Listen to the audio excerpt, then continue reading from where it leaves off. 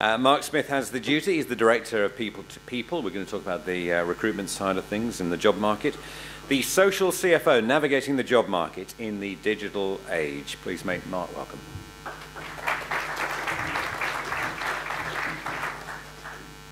Thanks, James.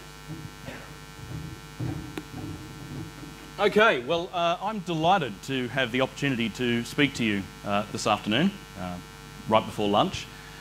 Although I do have a confession to make right at the beginning.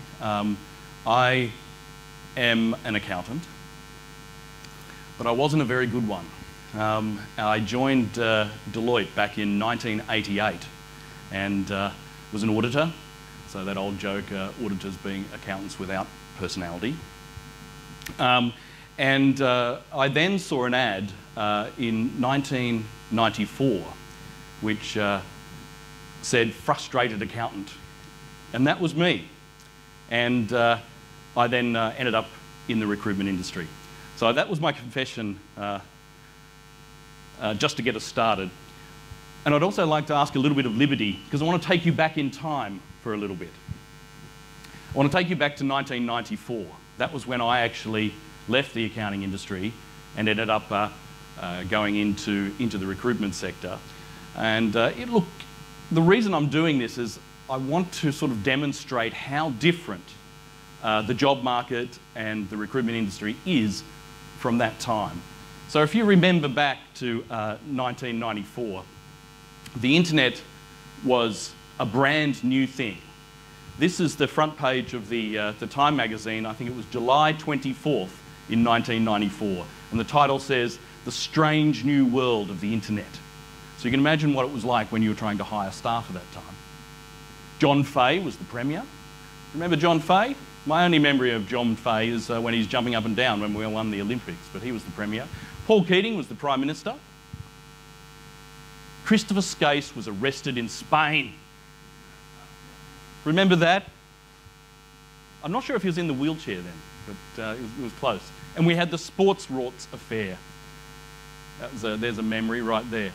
But what was recruitment actually like? Well, it was a very different world. We had print ads for a start. Does everybody remember the Rivers of Gold with the Sydney Morning Herald? The employment section were 2 books. You'd almost needed a car to take the Saturday Sydney Morning Herald home, but the employment section alone was 2 books. The ads in the front, there was huge competition within the recruitment sector to get an advertisement in the Saturday Sydney Morning Herald in the first page, that page 3 it was. They were charging $7,000 for each one of those advertisements. That's how lucrative it was. And if you're a recruiter, then you were competing to try and get that space. You would have to book it a year or so in advance to get that spot. That's how competitive it was. And when you ran the ad, you used to take phone response. So if you were applying for a job, you'd have to see the ad, then you'd write, that looks interesting. I'm going to pick up the phone and I'm going to ring that recruiter or that company and find out more about it. So you imagine what it was like within a recruitment agency. The phones would go mad on Monday morning. You would allocate your Mondays for ad response. You would screen the candidates on the phone. Then you would ask them to post your CV. Or you would make an assessment right on the phone and you'd say, well, come in and have a chat to me. Yeah? And the internet we've already talked about was new. So it's 1994. So now we're going to do a little bit of time travel, and I'm going to ask for another liberty. Let me see if I've got this. We're going to time travel. I just really wanted the opportunity to put a DeLorean up on the screen. I really wanted to put that DeLorean on the screen. For those of you who don't know, I'm such a nerd. For those of you who don't know, it is the anniversary for Back to the Future. October, I think it's October 21, 2015. That's where he time shifted to. Next week. We don't seem to have any of the flying cars or anything like that. I told our marketing department, I said, oh, can we really have Back to the Future t-shirts out front? Can we do that? I said, Mark, we're not doing that. So let's get a little bit more serious and start talking about how different the world is now. in terms of sourcing. So I'm going to try and structure the presentation today into two parts. Firstly, how different it is to find candidates. So this, in your role as a CFO, how different is it to actually go out and access talent now than when it was back in 1994? Then, in the second half of the presentation, we'll have a discussion about what it's like to be actually in the market. So if you were suddenly presented with a situation where you were looking for a new role, what's that like in the 21st century, and specifically in the digital age? So for sourcing, so back in 1994, you really only had a couple of channels. You could use a recruitment agency, you could run your own ad in the paper, but that's pretty much all you could really do. You'd use your network. It's still the case today that about 80% of all vacancies are filled through personal connections. That hasn't changed so much. It's just the way you get to that personal connection. So that hasn't changed too much, but now there are so many more channels. So I'm going to talk you through a few of those channels. Yeah. Firstly, job boards. Job boards are interesting because I've seen the rise of the job board, and now the market has matured for job boards.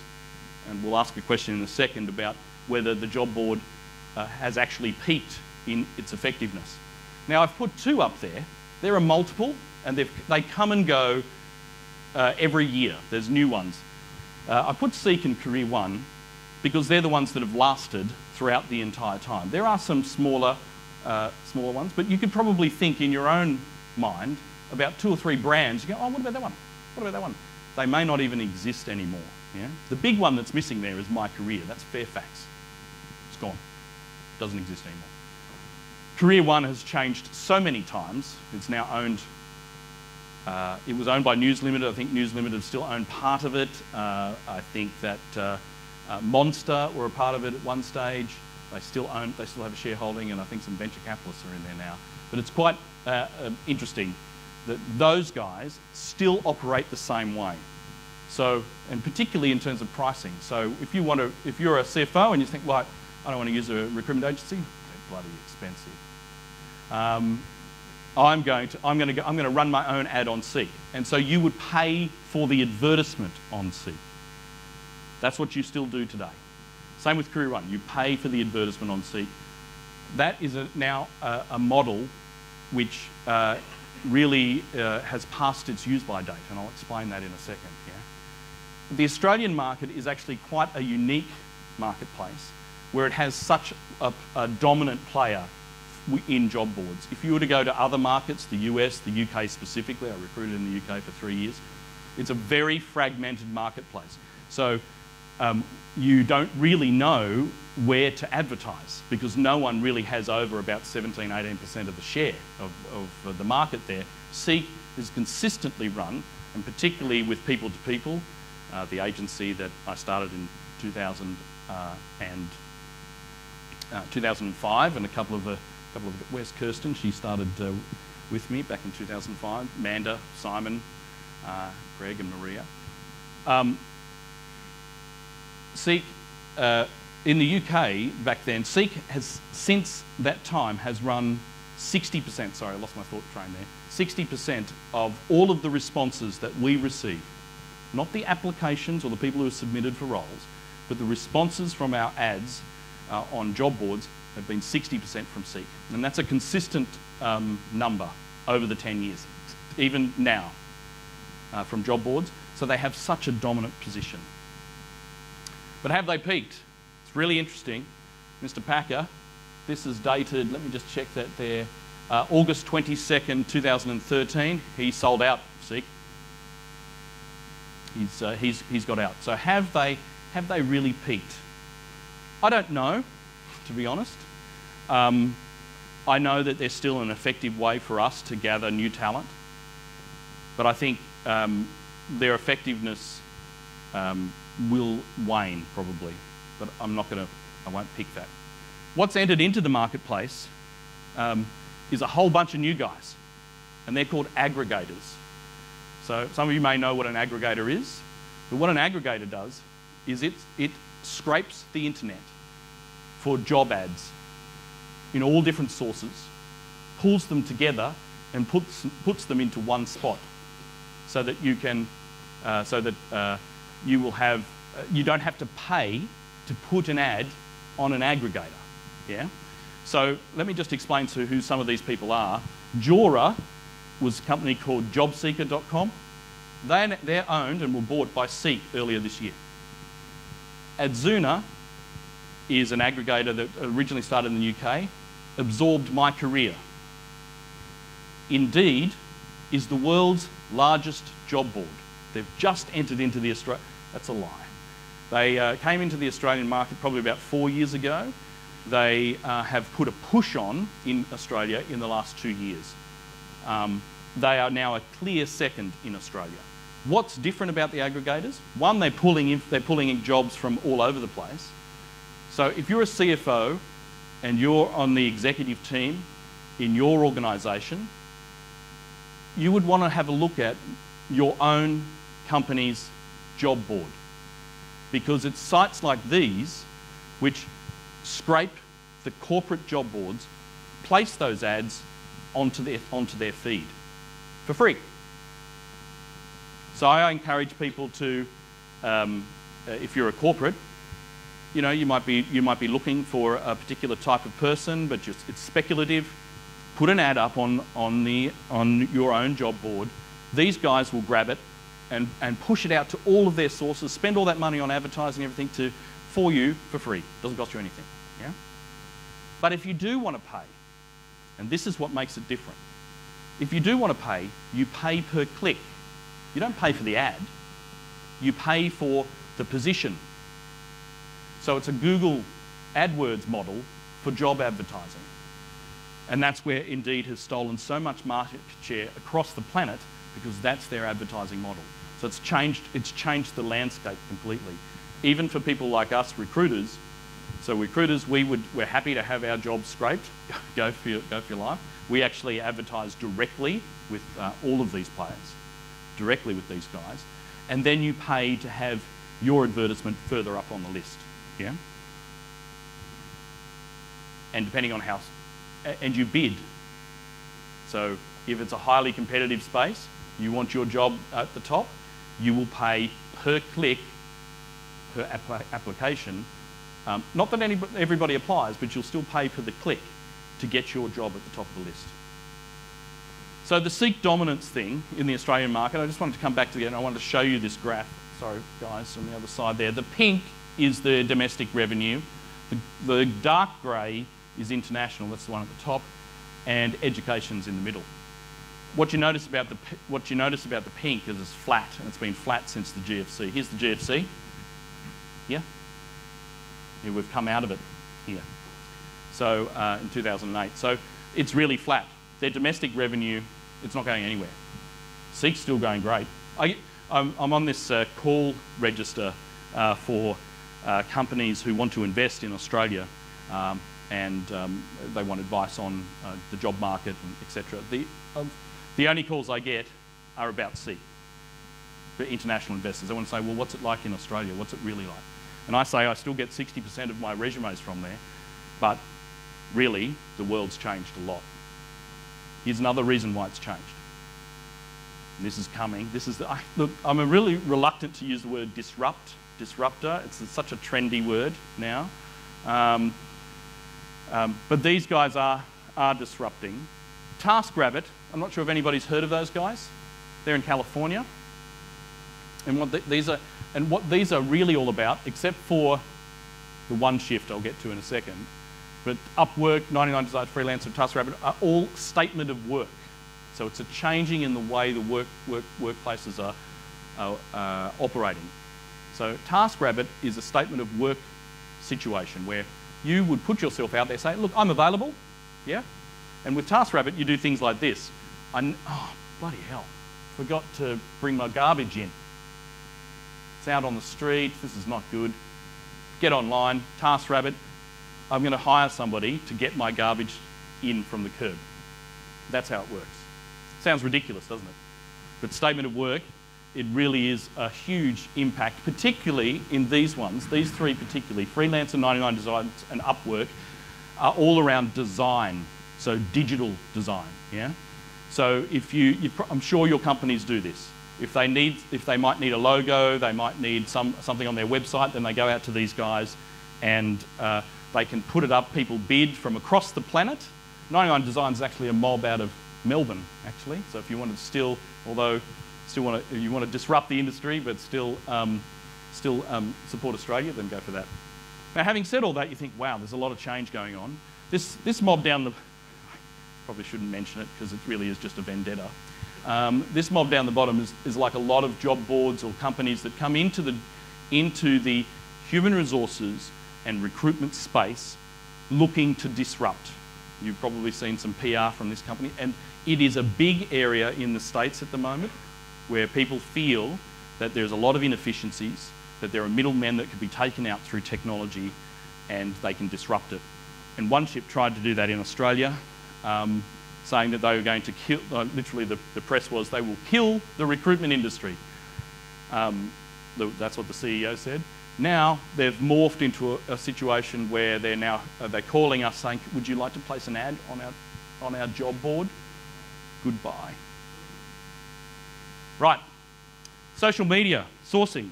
Okay, so we've talked about job boards. They were really just traditional methods. Now let's move into social media. Oh, please don't talk about social media again. How many years have we been talking about social media? LinkedIn is 13 years old. It's never made a profit. 70 million, I think it lost last year.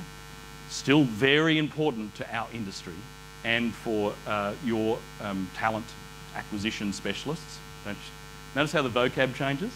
1994, they were personnel. So, but they were, talent acquisition gets right into LinkedIn. 70% of LinkedIn's revenue comes from recruitment agencies. That's where it comes from.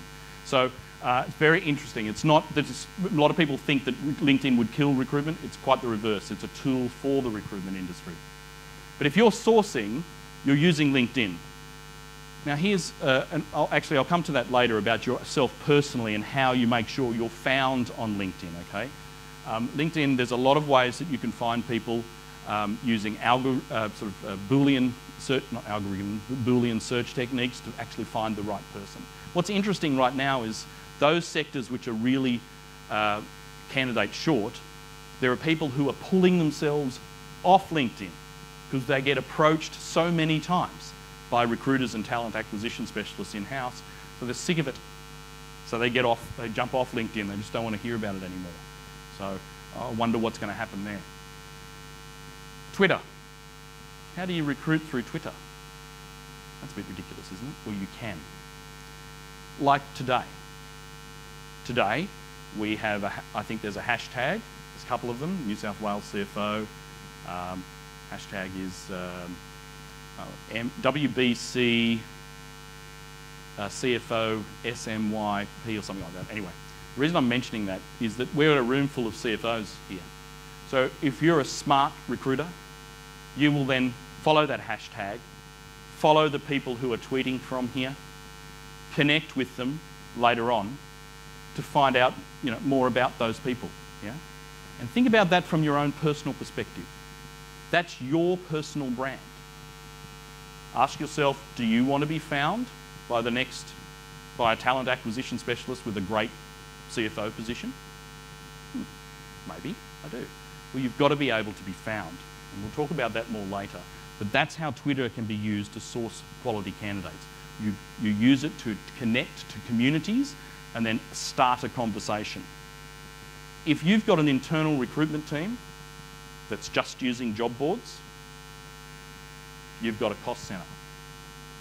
They need to be building communities within social media. Now, I know you've heard that 1,000 times, but it really is a lot of people talk about it, but do you actually do it to be able to get the right talent? And if you do, it can be a great source. Yeah? Facebook. Kids' birthday parties. It's actually more than that, and here's why. This is really critical, and I was asking my colleagues whether I should actually mention this, but I'm going to, because I think it's a case of where legislation hasn't caught up to the real world. You can target an audience on Facebook. You can place an ad to be put in front of people of a particular demographic. So you know what I'm saying there? Particular demographic. People under 35. Men over 60. You can target advertisements and push them to those people. This is where I think there's a real issue here for legislators. We can place ads targeting demographically, job ads I'm talking about, people on Facebook. We've used it successfully to find somebody who, what was it?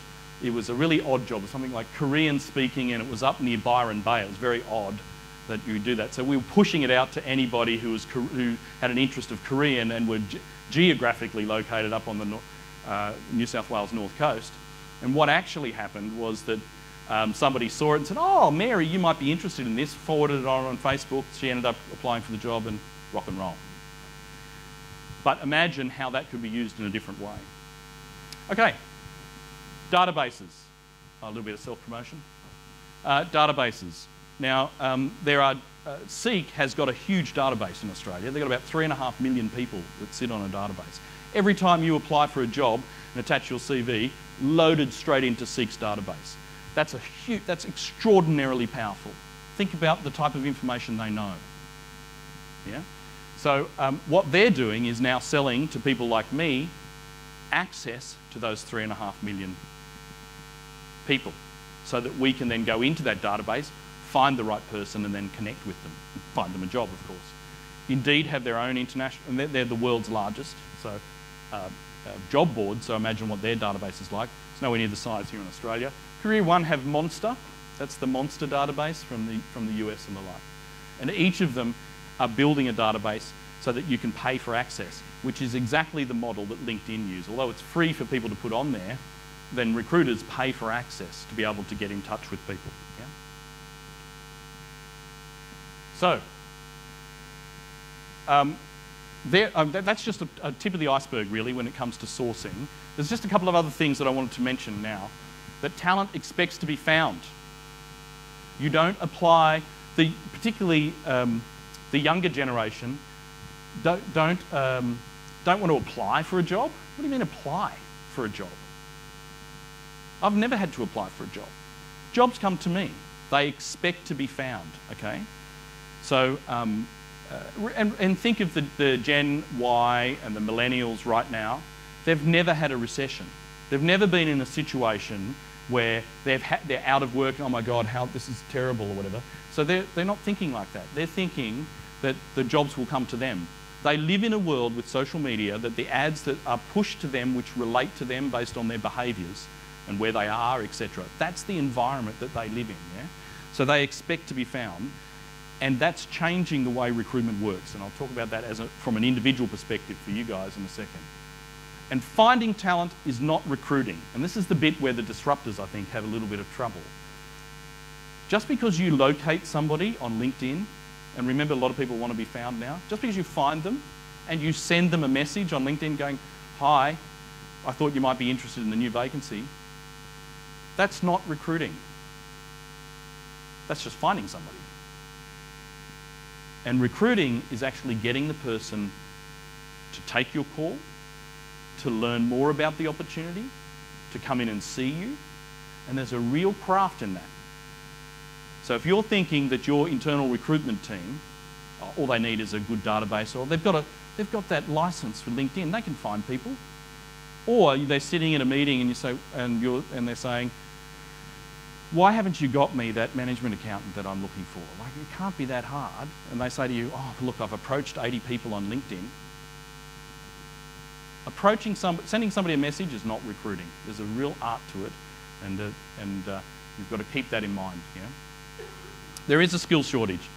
I don't believe it. I'm a CFO. I'm out of work. I can't find a role now, and I'll talk about the market in a minute. The market is pretty terrible at the senior end, but there will be and is a skills shortage, depending on. And I think earlier today we've heard about how the role of the CFO is changing, and new jobs are coming through, new opportunities. There will be a skills shortage. I was chatting with somebody outside earlier, and we were talking about the Queensland market. It's very interesting that the mining booms waning, it's gone. A lot of people who are paid a lot of money in mining services and mining are coming back to southeast Queensland, and they're in a situation going, wow, I don't have any, like, where's the work? And they're sitting at home out of work for 6, 12 months. I'm talking senior accounting people. For people to people, about 60% of our business in Queensland is accounting and finance. So these are people who are entering into the market going, well, there's nothing for me. And then you've got people coming through on the upside, and there's nowhere to go, because the people who are in the senior positions are likely to be at a point in their life where they go, why would I take this risk now when I know that, you know, I'm going to be retiring in a few years' time? All the boomers. So the world today is going to look a lot different. The world in 10 years' time will look a lot different from now. There is a skills shortage coming as the older people in the marketplace start to retire. And I'll talk more about that in a second. This is a good point. You're hiring. You're looking for that management accounting I was talking about. Finally, you know, you've called people to people, they've found you a good person. You've got an interview booked.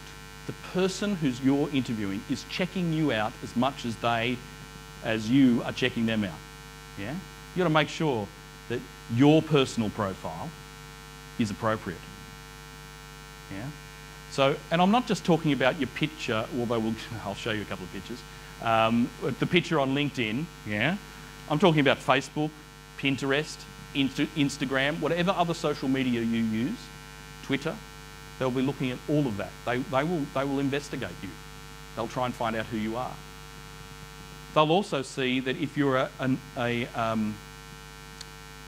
knowledge expert, thought leader is the term that you hear bandied around.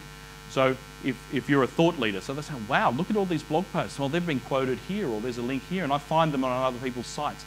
They're going to check you out, because remember, in their world, they're not just happy to have a job. They know that there's plenty of other work out there. And interestingly, it's not just about money too, by the way. I could speak all afternoon on how remuneration and rewards and benefits and how all of that has changed. And one of the most important things about millennials and Gen Y is the fact that they're really into recognition. And recognition is not dollars, not like I was when I wanted a DeLorean back in 1985. What they're about is recognition from the organisation. Okay, let's move on. Oh, internal recruitment teams, just quickly. The rise of the internal recruitment team. We don't compete with other recruitment agencies. So when we lose vacancies that are listed to us, by far our biggest competitor is for permanent recruitment, just as a caveat, is the internal recruitment team. Yeah. So there are a lot of organisations now which have very large internal recruitment teams. And the question I have is whether those guys are just processing of applications going through, or are they really recruiters? Are they recruiting? Yeah. Okay. Let's change tack. Let's start talking about you as a job hunter. So you've got yourself into a situation where you're out of work and you're looking for new work. How has that changed in the digital age? Okay. Personal brand. We've talked about this already. And the personal brand is not just LinkedIn. Yeah. It's not just LinkedIn. It's all of the other platforms that you're using. Okay. Now, what I did was I just thought I'd pick a couple of photos, and I didn't pick anybody I went to LinkedIn. I thought, I'm not going to pick anybody from the Australian marketplace, because I could get myself into huge trouble. Okay, but the reality is that I went to New Zealand and the UK and just picked a couple. Now, they're not that bad, actually. It was actually much better than I expected in terms of the pictures that are on there. But remember, this is your professional, this is how you present yourself to the world. Not having a photo, which is why I've got that one up there, is just as bad. Everybody expects you to have a photo now. Please put a photo on LinkedIn. Yeah? They want to see what you look like. Yeah? Here's this guy from the UK.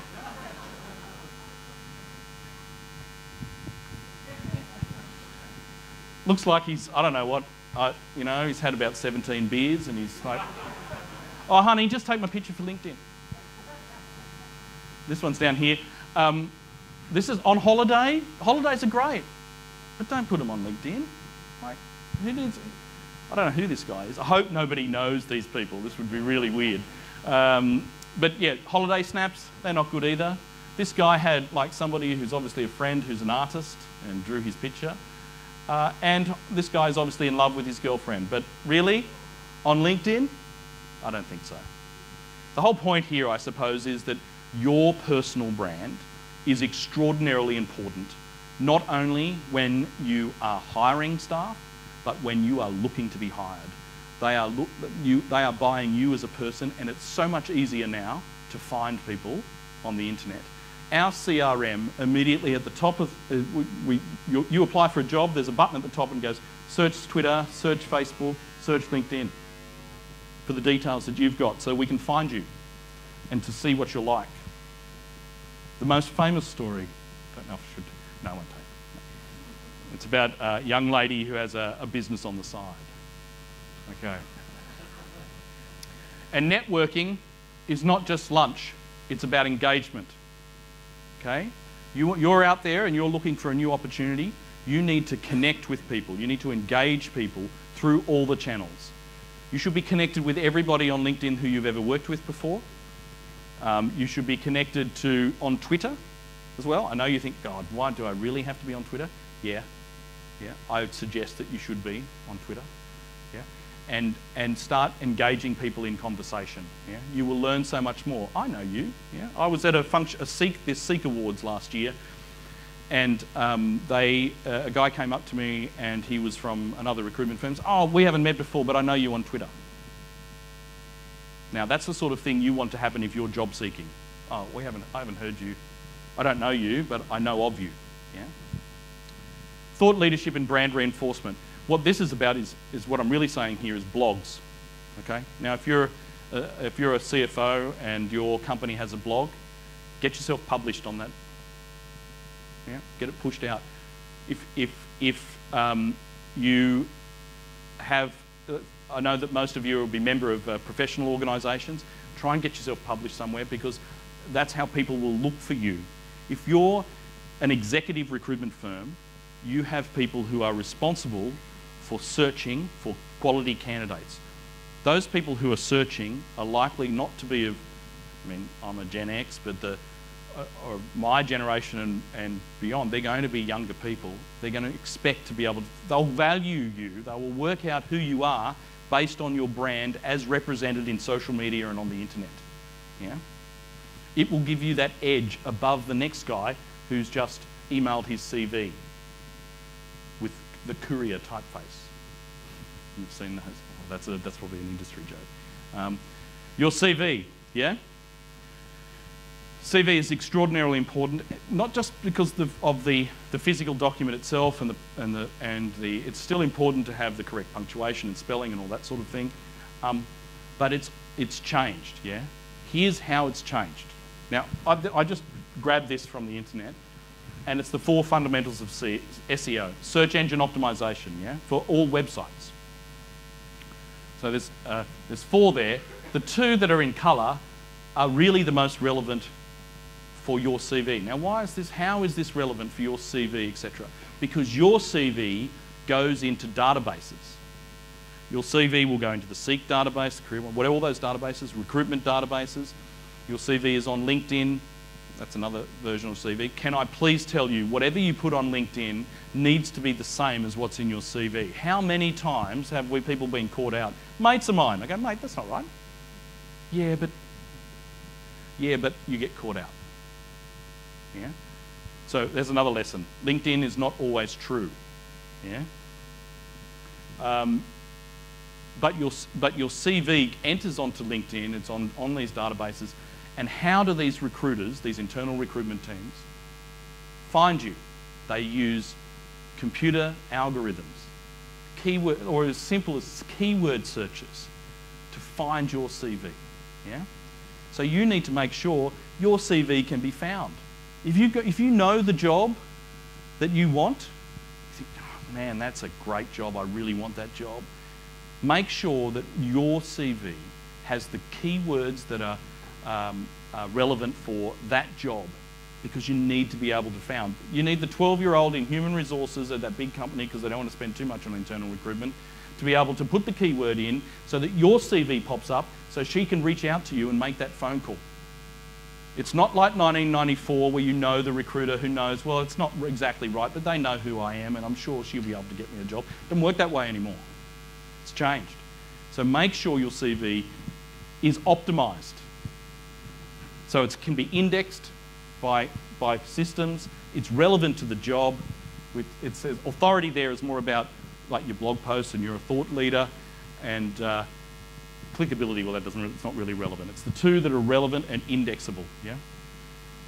So let's talk a little bit about, just to conclude, I'm just conscious of time here. I'm over, am I? Yeah, sorry.